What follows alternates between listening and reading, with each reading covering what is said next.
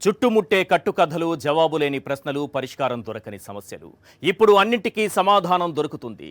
అసత్యాన్ని పట్టిచూపి వాస్తవాలను ఎదుట నిలిపి సమగ్ర విశ్లేషణతో పాయింట్ బ్లాంక్ రేంజ్లో గన్ షాట్. సినిమాలు వస్తుంటాయి, పోతుంటాయి. కానీ కొన్ని సినిమాలు మాత్రమే అలా గుర్తుండిపోతాయి, చరిత్రలో నిలిచిపోతాయి. కేవలం బాక్సాఫీసు నింపుకోవడం కోసం కమర్షియల్ హంగులతో 2.5 గంటలు సినిమాను నింపేస్తున్న సమయంలో ఓ చరిత్రను కాదు ఒక నడుస్తున్న చరిత్రను తీసిన డైరెక్టర్ గట్స్కు హ్యాట్స్ ఆఫ్ చెప్పాలి. అదే యాత్ర 2.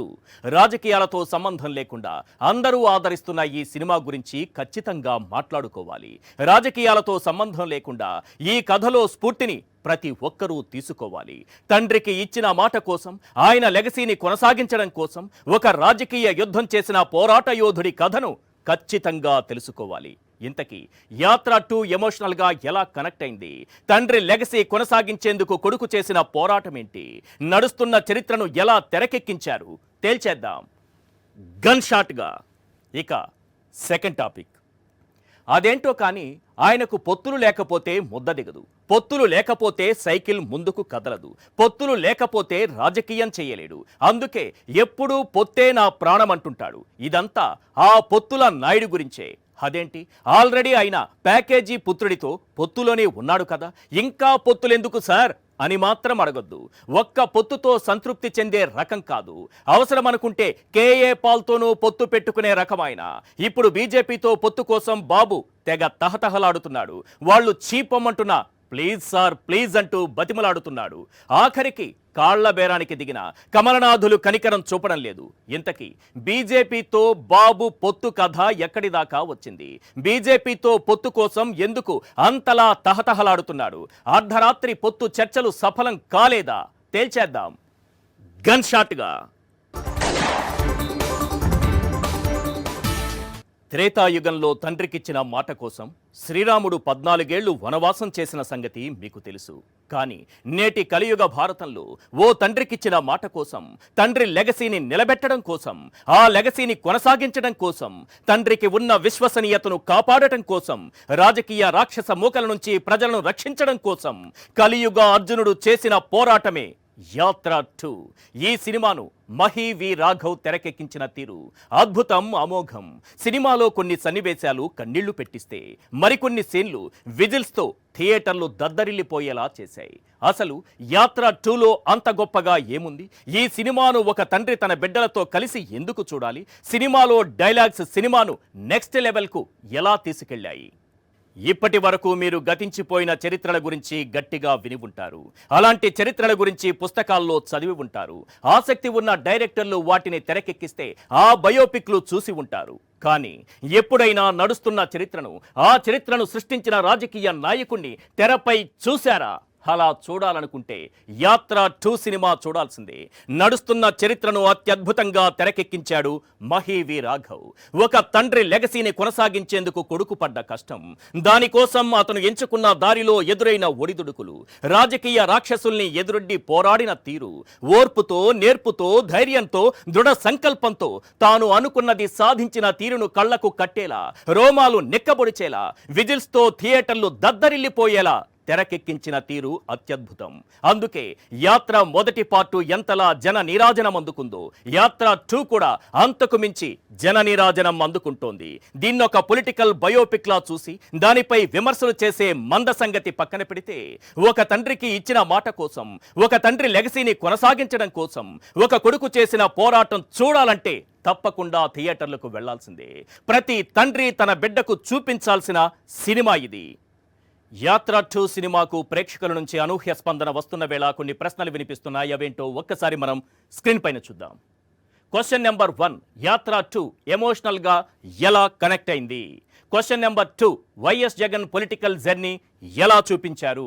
క్వశ్చన్ నెంబర్ 3, తండ్రి లెగసీ కొనసాగించేందుకు కొడుకు చేసిన పోరాటం ఏంటి? క్వశ్చన్ నెంబర్ 4, నడుస్తున్న చరిత్రను ఎలా తెరకెక్కించారు? క్వశ్చన్ నెంబర్ 5, డైలాగ్స్ సినిమాను నెక్స్ట్ లెవెల్కు ఎలా తీసుకెళ్లాయి? యాత్ర 2కి అన్ని వర్గాల నుంచి ఊహించని స్పందన వస్తున్న వేళ వినిపిస్తున్నటువంటి ప్రశ్నలివే. యాత్రలో వైఎస్ఆర్ అంతరంగాన్ని ఆవిష్కరించారు. ఆయన జీవితంలోని ముఖ్య ఘట్టాన్ని దృశ్యరూపకంగా మలిచారు. అధికార పార్టీ బలంగా ఉన్న పరిస్థితుల్లో వైఎస్ఆర్ తీసుకున్న చరిత్రాత్మక నిర్ణయమే పాదయాత్ర. అది చేపట్టడానికి ప్రేరేపించిన ఘటనలు నాటి వాస్తవ రాజకీయ పరిస్థితులకు అద్దం పట్టేలా యాత్రను అద్భుతంగా మలిచారు. పాదయాత్రలో వైఎస్కి ఎదురైన అనుభవాలను ఎమోషనల్గా చూపించి ఒక చరిత్రాత్మక విజయాన్ని ఎలా అందుకున్నారు అన్నది చూపించారు. వైఎస్ ఆకస్మిక మరణం తరువాత పెద్దాయన లెగసీని కొనసాగించేందుకు కొడుకు చేసిన రాజకీయ పోరాటం యాత్ర 2లో చూపించారు. ఇక కథ విషయానికి వస్తే వైఎస్ జగన్మోహన్ రెడ్డి జీవితం 2009 వరకు సాఫీగా సాగిపోయింది. ఆ తరువాత అసలు కథ మొదలైంది. తండ్రి ఆకస్మిక మరణం, ఓదార్పు యాత్ర, కాంగ్రెస్ సామ్రాజ్యంపై తిరుగుబాటు, సొంతంగా పార్టీ పెట్టడం, జైలు జీవితం, నాయకుడిగా ఎదగడం, ఓటమి దెబ్బలు తినడం, ఆ తరువాత చరిత్రాత్మక పాదయాత్రతో ప్రజలకు మరింత చేరువ కావడం, దేశ చరిత్రలో ఎన్నడూ లేని ఏ పార్టీకి సాధ్యం కాని బంపర్ మెజారిటీతో విజయాన్ని అందుకోవడం, ముఖ్యమంత్రిగా ప్రమాణం చెయ్యటం, ఇలా ఎన్నో కీలక ఘట్టాలన్నీ ఉన్నాయి. ఒక సినిమాకు కావలసిన సరుకు మొత్తం ఇందులో ఉంది. ఇక్కడే ఓ విషయం గుర్తుపెట్టుకోవాలి. అన్ని జీవితాలు సినిమాలుగా తీయటానికి పనికిరావు. కంటెంట్ ఉండాలి. కానీ జగన్మోహన్ రెడ్డి జీవితం, ఆయన ప్రత్యర్థులపై చేసిన పోరాటం మాత్రం ఒక సినిమాకు ఎంత కావాలో అంతకు మించి ఉంది. జగన్ 1000% కంటెంట్ ఉన్న కటౌట్ కాబట్టే దర్శకుడు తెరపై అద్భుతమైన దృశ్య కావ్యాన్ని ఆవిష్కరించగలిగాడు. మనకు తెలియని కథని, ఎప్పుడూ వినని విషయాన్ని తెరపై ఆవిష్కరించడం కంటే తెలిసిన విషయాన్నే గొప్పగా చెప్పడమే పెద్ద టాస్క్. నడుస్తున్న చరిత్రను తెరపై చూపించడం అతిపెద్ద టాస్క్. అలాంటి టాస్క్ను యాత్ర 2 సినిమాతోనే సక్సెస్ఫుల్గా కంప్లీట్ చేశాడు దర్శకుడు మహి వి రాఘవ్. ఆయా పాత్రల ద్వారా ఎమోషన్స్ని క్యారీ చేయటంతో దర్శకుడు సూపర్ సక్సెస్ అయ్యాడు. వైఎస్ పాత్ర పోషించిన మమ్ముట్టి ఆయన పాత్రకు హుందాతనం తీసుకొస్తే, జగన్ పాత్రలో జీవించడానికి గట్టిగానే కష్టపడ్డాడు జీవ. కష్టపడ్డాడు అనే కంటే జీవా జీవించేశాడు అని చెప్పటం కరెక్ట్. ఇంకా చెప్పాలంటే జగన్ పాత్రలో పరకాయ ప్రవేశం చేశాడు. ఎంత పెద్ద నటులైనా జగన్లా నటించగలరేమో కానీ ఆ పాత్రలో జీవించలేరు. ఎందుకంటే జగన్ మేనరిజం చాలా టిపికల్ గా ఉంటుంది. ఆయన నడక, ఆయన నడత, ఆయన మాట తీరు, ఆయన హావభావాలు, ఆయన నవ్వు, ఆయన ప్రజలకు నమస్కరించే విధానం, ఇవన్నీ ఆయనకి తప్ప మరెవ్వరికి సూట్ కావు. సింపుల్ గా చెప్పాలంటే దేశ రాజకీయాల్లో ఆయన సింగిల్ పేస్. బట్ జీవా తన పాత్రకు న్యాయం చేశాడు. జగన్ని ఇమిటేట్ చేయాలనే ధోరణిలో కాకుండా ఆ పాత్ర తాలూకా భావోద్వేగాలను పలికించడానికి బాగానే కష్టపడ్డాడు. అందుకే తెరపై జీవాలో జగన్ను చూశారు ప్రేక్షకులు. తొలిసారి వైఎస్ జగన్ని కడప ఎంపీ అభ్యర్థిగా వైఎస్ ప్రకటించే సీన్ గోస్ బంప్స్. ఆ సీను వచ్చే సమయంలో థియేటర్లు దద్దరిల్లిపోయాయి. అక్కడ నుంచి ఒక్కో సీన్ నాటి రాజకీయ పరిస్థితుల్ని గుర్తు చేస్తూనే యాత్ర 2 సాగుతుంది. ఇక ఈ సినిమా గురించి చెప్పుకోవాలంటే ముఖ్యంగా డైలాగ్స్ గురించి మాట్లాడుకోవాలి. సినిమాకు ప్రధాన బలం డైలాగ్స్. గోస్ బంప్స్ లాంటి డైలాగ్స్ కమర్షియల్ మూవీలో హీరో ఎలివేషన్స్ ఉంటాయి. Fights, dialogues, action scenes elevations ఇస్తాయి. కానీ నడుస్తున్న చరిత్రలో ఒక ఒరిజినల్ క్యారెక్టర్ కి కమర్షియల్ మూవీ తరహా ఎలివేషన్ ఇచ్చే అవకాశం ఉండదు. అందుకే డైరెక్టర్ పవర్ఫుల్ డైలాగ్స్ రాసుకుంటూ వచ్చాడు. 2.5 గంటల సినిమాలో 50 సీన్స్ ఉంటే కనీసం 25 డైలాగ్స్ మనకు గూస్ బంప్స్ తెప్పిస్తాయి. అలాగని ఇందులో చాట భారతాల్లాంటి డైలాగులేమీ ఉండవు. చాలా సింపుల్ డైలాగులు. కానీ ఆ సీన్స్ మధ్యలో డైలాగులు పటాసుల్లా పేలుతుంటాయి. థియేటర్లో సినిమా చూస్తున్న ప్రేక్షకులకు గూస్ బంప్స్ తెప్పిస్తాయి. అతను కడపోడు సార్ అంటూ వచ్చే డైలాగ్ మామూలుగా ఉండదు. అతను కడపోడు సార్. శత్రువు మీద ప్రతీకారం తీర్చుకోవాలని నిర్ణయించుకున్న తరువాత వాళ్ళు నాశనమైపోతారని తెలిసిన శత్రువుకి తల వంచరు సార్ అంటూ శుభలేఖ సుధాకర్ గొంతులో వినిపించే డైలాగులు జగన్మోహన్ రెడ్డి ఇమేజ్ని నెక్స్ట్ లెవెల్కి తీసుకుపోతాయి. పిల్లిని అడవిలో వదిలినా అది పిల్లే, పులిని బోనులో పెట్టినా అది పులే సార్ అని చెప్పే డైలాగ్ జగన్లో హీరోయిజాన్ని ఎలివేట్ చేస్తుంది.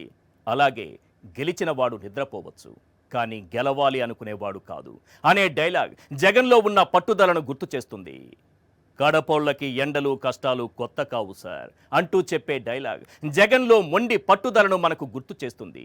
ఎన్నికలైపోయాక జనాలను మోసం చేసి నా క్రెడిబిలిటీని పోగొట్టుకోలేనన్నా, ఆ క్రెడిబిలిటీ లేని రోజు మా నాయనా లేడు నేను లేనని చెప్పే డైలాగ్ విశ్వసనీయతకు వైఎస్ జగన్ ఇచ్చే విలువెంతో చెబుతుంది. దేవుడంటే నమ్మకం, వైఎస్ఆర్ అంటే నిజమంటూ చెప్పే డైలాగ్ ఇప్పటికీ ప్రజల్లో ఆ పెద్దాయన్ని దేవుడిలా ఎందుకు కొలుస్తున్నారో మనకు అర్థమయ్యేలా చెబుతుంది. నా రాజకీయ ప్రత్యర్థినైనా శత్రువునైనా ఓడించాలని అనుకుంటానే కానీ మీ నాయకుడిలా వాళ్ళ నాశనాన్ని కోరుకోను అంటూ వైఎస్ఆర్ చెప్పే డైలాగ్ నేటి రాజకీయ నాయకులందరికీ ఒక ఆదర్శం. పోలీసులు ఎంత కొట్టినా న్యాయం వైపే నిలబడ్డావు సురేష్. ఏ పోలీస్ అయితే నిన్ను అవమానించాడు అదే పోలీస్తో నీకు సాల్యూట్ కొట్టిస్తా అంటూ జీవా చెప్పే డైలాగ్ గోస్ బంప్స్ తెప్పిస్తుంది. పార్టీని నమ్ముకున్న వారిని, పార్టీ కోసం నిస్వార్థంగా పనిచేసే వారిని జగన్మోహన్ రెడ్డి ఎలా గుర్తిస్తాడు అనేది నందిగం సురేష్ పాత్రలో అత్యద్భుతంగా చూపించారు. ఇది ఈ చిత్రంలో ఒక హైలైట్ సీన్. చుట్టూ చేరి చేకొట్టే నాయకులను నమ్ముకుని లీడర్ అవ్వాలని అనుకోకు, జనం అవసరాలను నమ్ముకో, ఆ జనాన్నే నమ్ముకో అంటూ తండ్రి కొడుకుతో చెప్పే డైలాగ్ ఒక ప్రజా నాయకుడిగా ఎలా ఎదగాలో చెబుతుంది. ఇలా ఈ సినిమాలో డైలాగ్స్ మాత్రం అదిరిపోయాయనే చెప్పాలి. Congress party can create 100 YSR's అంటూ సోనియా క్యారెక్టర్ అధికార మదంతో చెప్పే డైలాగులు.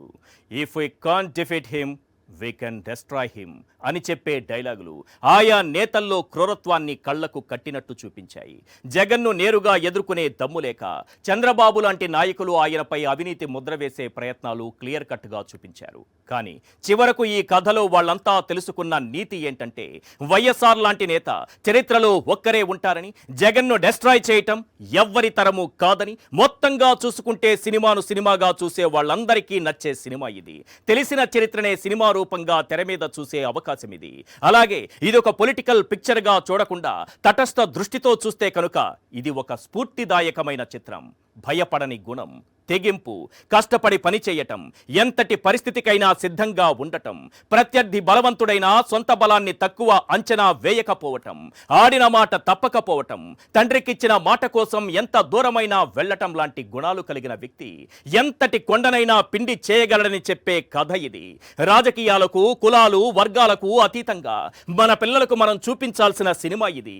ఎన్ని కష్టాలు చుట్టుముట్టినా, శత్రువులంతా ఏకమై వచ్చినా ఎక్కడా ఆత్మవిశ్వాసాన్ని కోల్పోకుండా ధైర్యంగా ఎదుర్కొని నిలబడి తాను అనుకున్నది సాధించిన వాడు హీరో అవుతాడని చాటి చెప్పే సినిమా ఇది. ఏదేమైనా థియేటర్లో ఈ సినిమాను చూస్తే ప్రత్యర్థి కూడా జగన్కు అభిమానైపోతాడు. ఇది మాత్రం గన్ షాట్.